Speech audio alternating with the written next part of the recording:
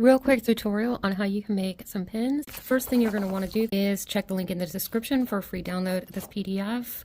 You can print it out on regular paper and then cut it out just one and use a template. If you've got cardstock, go ahead and use the cardstock to print it out. You can skip the tracing phase.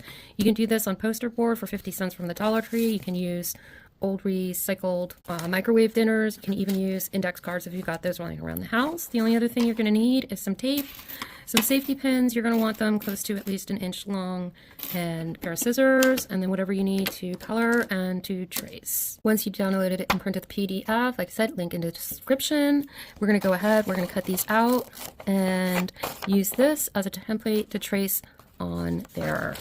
Once you've got one of the paper ones cut out, like I said, if you did it on cardstock, you can skip a step or two ahead, but for those who don't have cardstock to print on, you can go ahead, start the tracing process.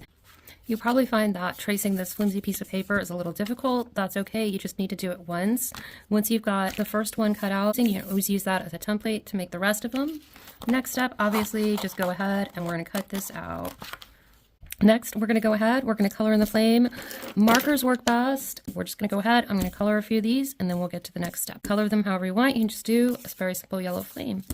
Now the next part that we're going to do is the slightly tricky part. You want to make sure your safety pin is wider than your tape. Go ahead, take the safety pin, open it up so this pointy side is up. We're going to be taping to this side here. We're just going to get maybe a 2.5 inch piece of tape and just try to lay that flat down as much as you can.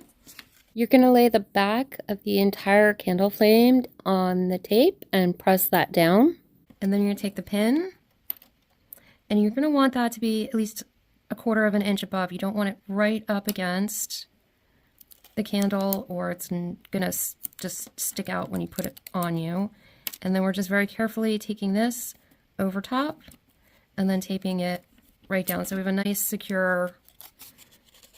Prior to putting on the pin, if you know you are going to write on this, you might want to go ahead and write on it, and then if it gets messed up, then you don't have to worry about you got a pin to take off and all of that. The last tip would be if you feel like you want a little bit more reinforcement, you want to make it a little bit more durable, a little more waterproof, you can always take some tape, run it down right through the middle. You can put a couple pieces on if you want on the sides, just to give that, you know, a nice hold. This is also going to weatherproof this, so if you're going to be out in rain and snow, this is just going to make it last even longer and prevent some of the creasing that might happen as you're going about your day. And you can do that on the back if you want to also.